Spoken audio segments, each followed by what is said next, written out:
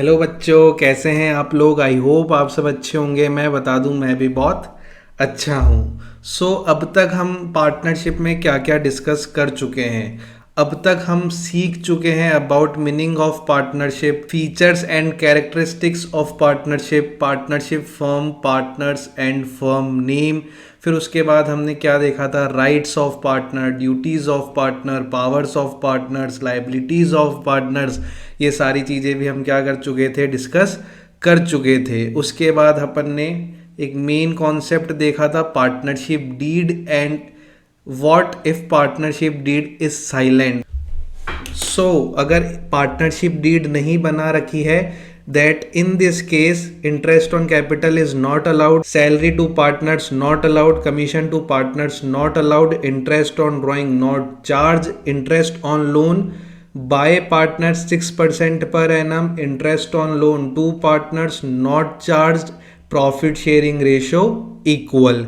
तो ये सब हम कब देख चुके थे, हमारी लास्ट क्लास में ऑलरेडी डिस्कस कर चुके थे। आज की क्लास में हमने अब तक जितना भी पढ़ा है उसके बेस पर हम कुछ क्वेश्चंस डिस्कस करेंगे।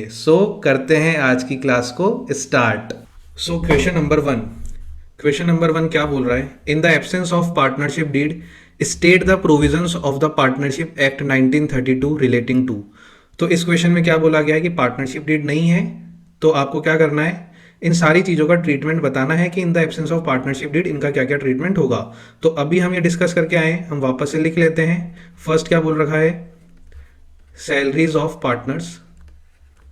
सैलरीज ऑफ पार्टनर, आंसर क्या हो जाएगा, not allowed. Salary in case of absence of partnership deed partners को नहीं दी जाएगी, ठीक है। B, interest on partners capital, so again it also not allowed, ये भी अलाउड नहीं है। थर्ड क्या है, interest on loan by partner.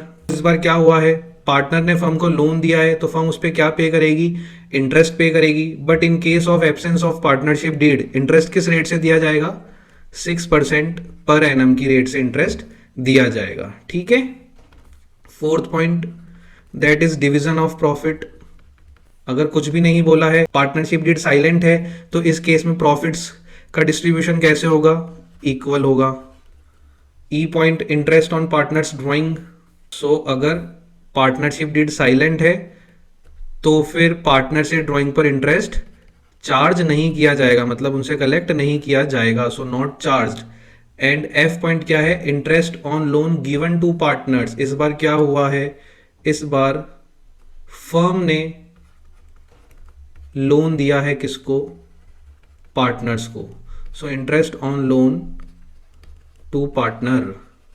तो फिर पार्टनरशिप डीड साइलेंट के केस में पार्टनर से इस लोन पर इंटरेस्ट कलेक्ट नहीं किया जाएगा, सो नॉट चार्ज्ड। यहां पर हमारा कंप्लीट होता है फर्स्ट क्वेश्चन। क्लियर है। Salary of partners not allowed, interest on partners capital not allowed, interest on loan by partner 6% per annum, division of profit equal, interest on partners drawing not charge, interest on loan to partner not charged. Question number 2, Mahesh, Ramesh and Suresh are partners in a firm. तो एक partnership firm है जिसके अंदर 3 partners है, कौन कौन, महेश, रमेश और Suresh. They do not have a partnership deed. तो अब आपको आंसर उसके अकॉर्डिंग ही करना है क्योंकि इनके बीच में पार्टनरशिप डीड नहीं है। At the end of the first year of the business they face the following problems. अब पार्टनरशिप डीड के केस में अपन ने देखा था कि बहुत सारी प्रॉब्लम्स हो जाती है, बट पार्टनरशिप डीड की हेल्प से हम क्या कर सकते हैं, प्रॉब्लम्स को बहुत ही इजीली सॉल्व कर सकते हैं। क्लियर है। बट यहाँ पर पार्टनरशिप डीड नहीं है, बट अभी हम देखते हैं इनको क्या क्या प्रॉब्लम्स आ रही है, तो हम इनको क्या कर देंगे, सॉल्यूशन प्रोवाइड कर देंगे, ठीक है। फर्स्ट पॉइंट क्या बोल रखा है, Mahesh wants that interest on capital should be allowed to the partners but Ramesh and Suresh do not agree. Mahesh क्या चाहता है, महेश चाहता है कि उसको कैपिटल पर इंटरेस्ट मिले और यहाँ पर पार्टनरशिप डीड नहीं बनी हुई है। तो बताओ प्यारे बच्चों, क्या महेश की बात सही है क्या। यहाँ पर महेश की बात बिल्कुल भी सही नहीं है, तो अपन क्या लिखेंगे, फर्स्ट पॉइंट का आंसर लिखो मेरे साथ, in the absence of partnership deed interest on capital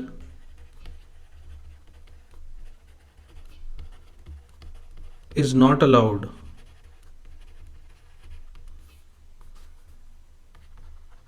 In this case, Mahesh wants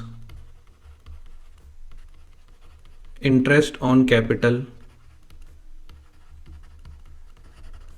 which is not acceptable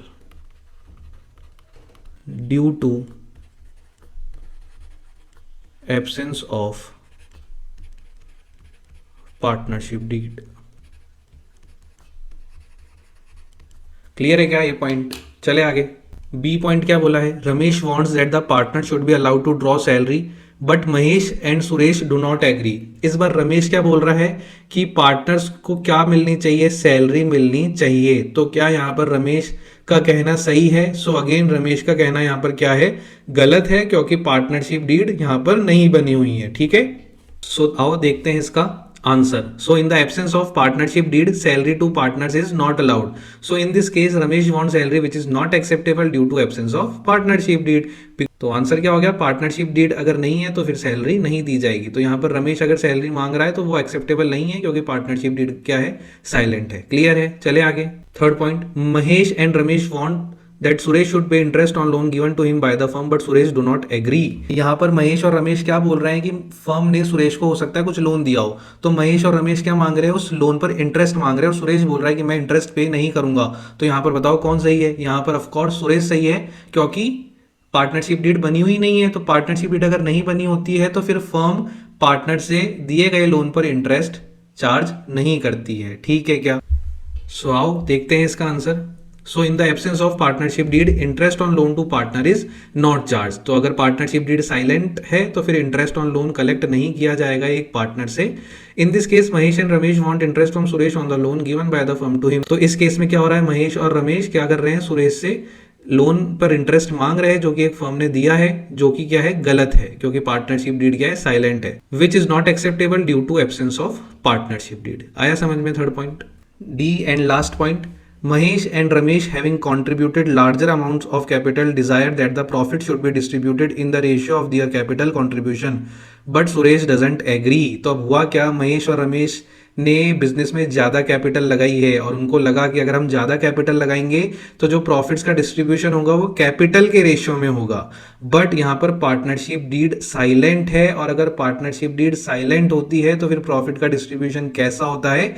equal होता है। तो यहाँ पर महेश और रमेश जो डिमांड कर रहे हैं कि उनको प्रॉफिट कैपिटल रेशियो में मिलना चाहिए, वो क्या है? बिल्कुल ही गलत है। क्लियर है? तो आओ इसका आंसर देखते हैं। So in the absence of partnership deed profits must be distributed equally among partners.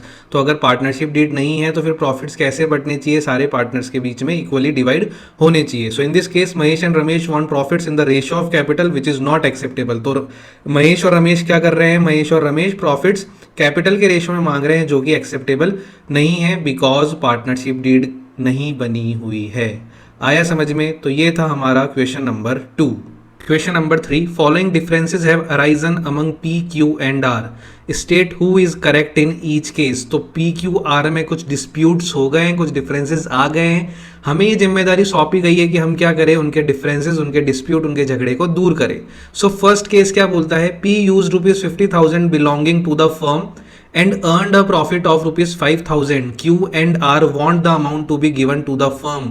तो ये याद करो, सबसे पहले आपको पढ़ते ही याद आ जाना चाहिए कि किस टॉपिक से लिंक्ड है। हमने थ्योरी में बहुत टाइम इन्वेस्ट किया है। तो ये पॉइंट लिंक्ड है लाइबिलिटी ऑफ अ पार्टनर की। एक पार्टनर की क्या क्या लाइबिलिटी होती है, तो हमने वहां पर पढ़ा था कि अगर कोई एक पार्टनर फर्म्स की एसेट्स को यूज करके प्रॉफिट अर्न करता है तो जितना भी प्रॉफिट अर्न किया गया है उसको क्या कर देना पड़ेगा? अपनी ओरिजिनल फर्म को पे कर देना पड़ेगा। तो यहां पर भी यही हुआ है। पी ने क्या करा है? 50,000 की एसेट्स फर्म की यूज करी है, और उस 50,000 रुपीज की एसेट्स को यूज करके जो उसने 5,000 रुपीज का प्रॉफिट अर्न किया है, क्यू और आर क्या चाहते हैं कि पी क्या करे? वो प्रॉफिट फर्म को दे दे। तो यहां पर क्यू और आर करेक्ट है। तो आओ इसका आंसर देखते हैं। So if a partner earns profit by using firm's property then such profit shall be paid to the firm. ये क्या थी? एक लाइबिलिटी थी कि अगर पार्टनर क्या कर रहा है? फर्म्स की प्रॉपर्टीज का यूज करके प्रॉफिट अर्न करता है तो जितना भी प्रॉफिट उसने कमाया वो किसको चला जाएगा? फर्म को चला जाएगा। So in this case P used belonging worth ₹50,000। तो इस केस में पी ने क्या करा है?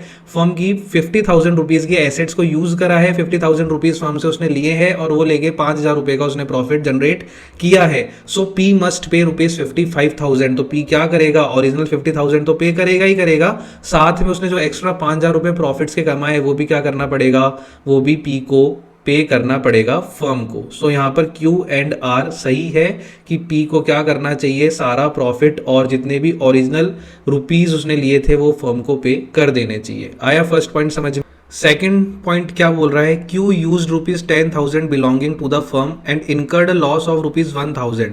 ही wants the firm to bear the loss. अब यहाँ पर क्यू ने क्या करा है, फर्म की 10,000 रुपीज़ की एसेट्स को यूज़ करा है और इस बार उसने यहाँ पर प्रॉफिट नहीं लॉस कर लिया है।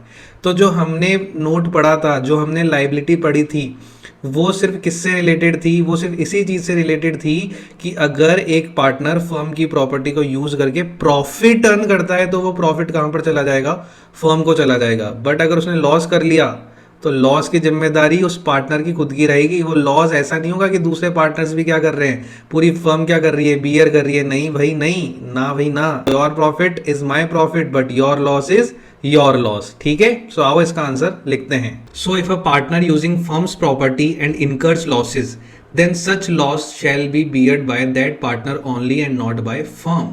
तो यहाँ पर सीधा सीधा अपन ने जब लाइबिलिटी पढ़ी थी तो वो लाइबिलिटी किसके कॉन्टेक्स्ट में थी, प्रॉफिट अर्न करने के कॉन्टेक्स्ट में।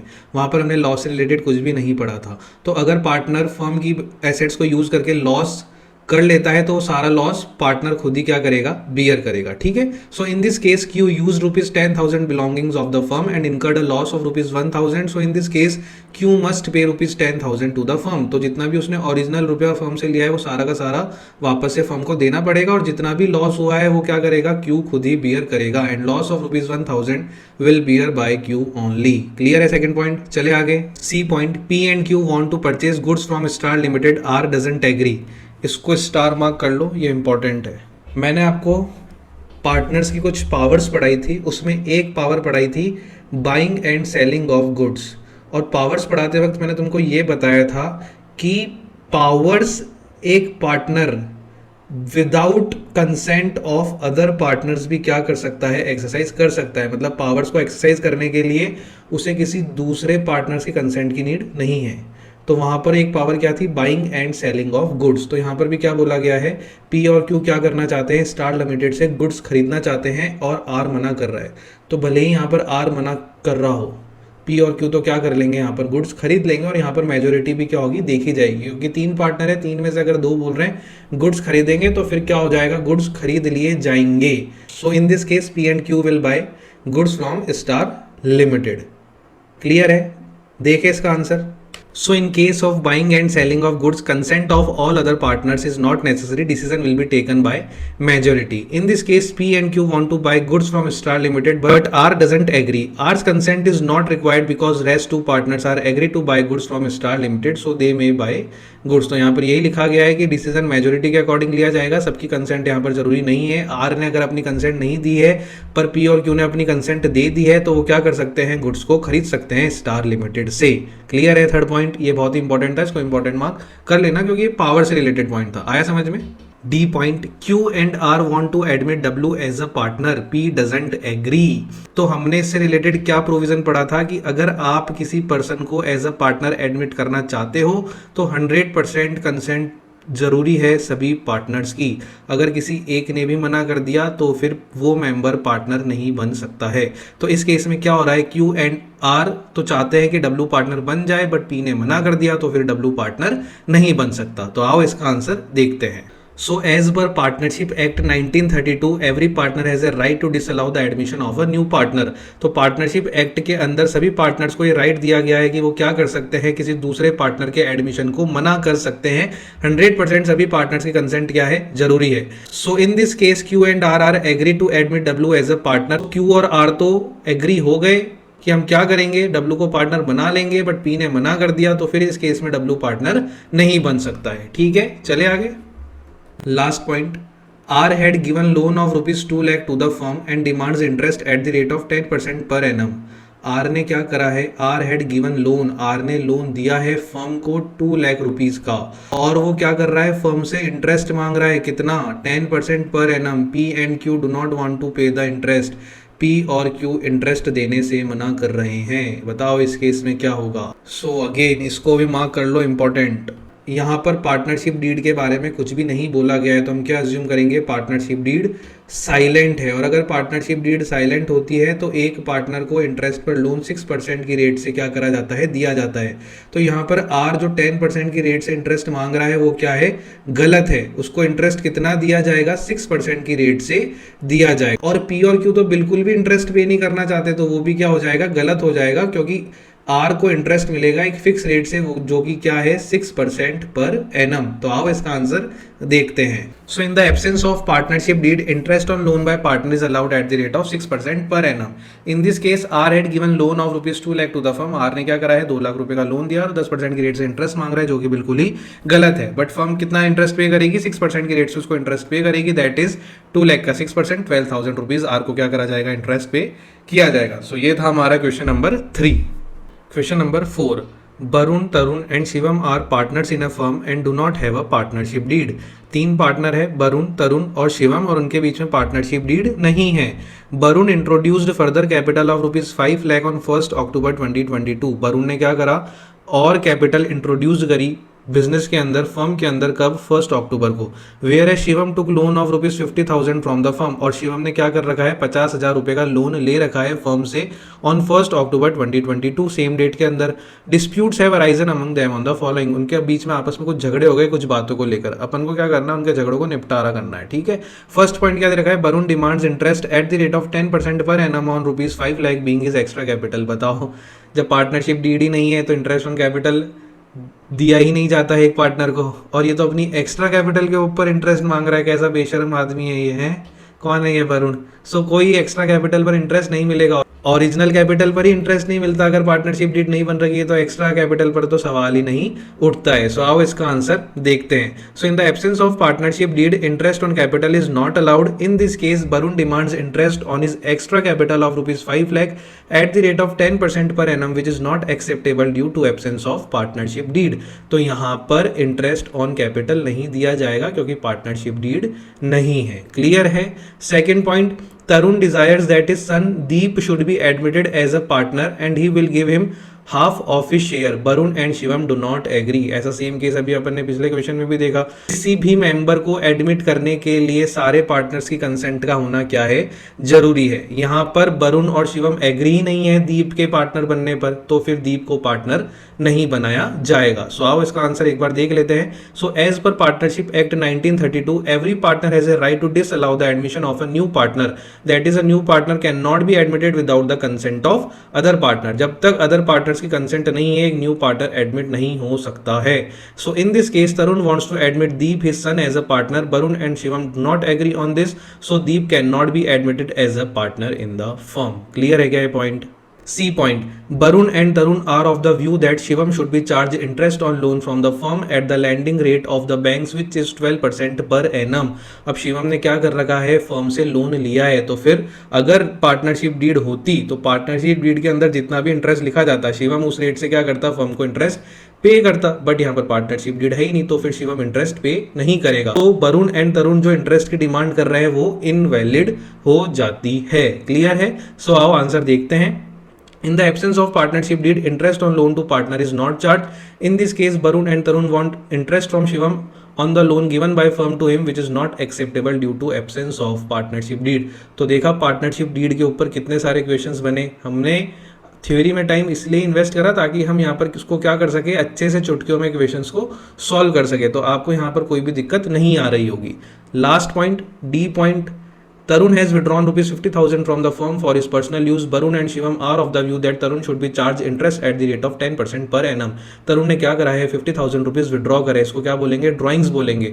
और बचे हुए पार्टनर्स क्या मांग रहे हैं, ड्रॉइंग्स पर इंटरेस्ट मांग रहे हैं। वरुण एंड शिवम का कहना है कि तरुण को क्या देना चाहिए, इस ड्रॉइंग्स पर इंटरेस्ट पे करना चाहिए। लेकिन यहाँ पर पार्टनरशिप डीड नहीं है, और पार्टनरशिप डीड जब नहीं होती तो फिर इंटरेस्ट ऑन ड्रॉइंग एक फर्म कलेक्ट नहीं करती है पार्टनर से। तो यहाँ पर तरुण ड्रॉइंग्स पर कोई भी इंटरेस्ट नहीं देगा। ठीक है। सो आओ इसका आंसर भी देख लेते हैं। So in the absence of partnership deed, interest on drawing is not charged. In this case, Tarun withdraw rupees 50,000 and rest partners demand interest at the rate of 10% per annum, which is not acceptable due to absence of partnership deed. तो ये था हमारा question number 4. आया समझ में? सो आज हमने क्या किया, क्वेश्चन नंबर 1 to 4 इसको एक बार घर जाके जरूर रिवाइज कीजिएगा. मिलते हैं हम अपनी अगली क्लास में, तब तक के लिए गुड बाय.